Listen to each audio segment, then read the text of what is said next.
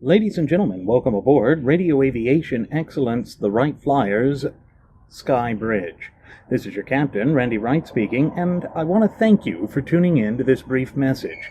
Well, ladies and gentlemen, we can see right now, in the heart of the land of the free and the home of the brave, that a particular geographical region of these United States of America is finding its monuments and history under attack.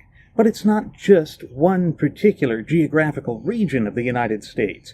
As my first officer, Jeremy Graventon, and I have oft times attempted to warn you, our cherished listening passengers and audience members about, throughout the course of the past 2 years, the frothing-at-the-mouth Fabian socialist leftists will stop at nothing to continue their rampage against our history.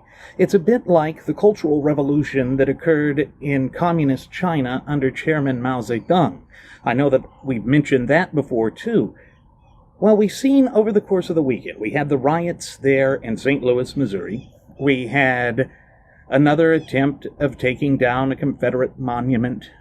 But we also saw throughout last week an attack in Baltimore, Maryland on the monument to Francis Scott Key, the man who composed the lyrics to what would ultimately become our national anthem, the Star-Spangled Banner.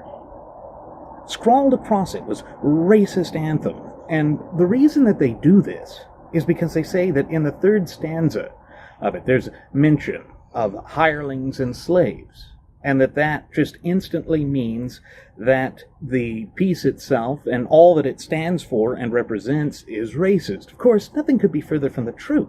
It was lambasting the British. It was speaking of slavery in general terms of essentially that they were trying to enslave the free people of the United States. And again, ladies and gentlemen, that's one of the attributes with respect to the land of the free and the home of the brave that was clearly revolutionary at the time. Never before, in the entire course of human events, had a nation formed itself on the basis of the popular sovereigns being the people. We the people. That's the way the preamble to our shared United States Constitution starts off, and it is such a beautiful thing, because it's something that had never been done before. It speaks volumes as to who we are, both as a nation and people. And again, it's something we can't turn our backs on. Yet that's what the frothing-at-the-mouth Fabian socialist leftists would have us do.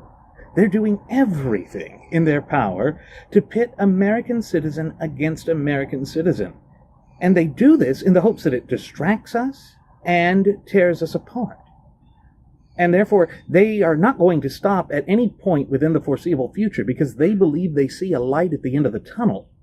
And that means that their victory is at hand. But you know, ladies and gentlemen, yesterday was Constitution Day. Yesterday, September 17th of 2017, marked 230 years to the day that our founding fathers created that longest-lasting constitutional document, longest-standing constitutional document in all of world history.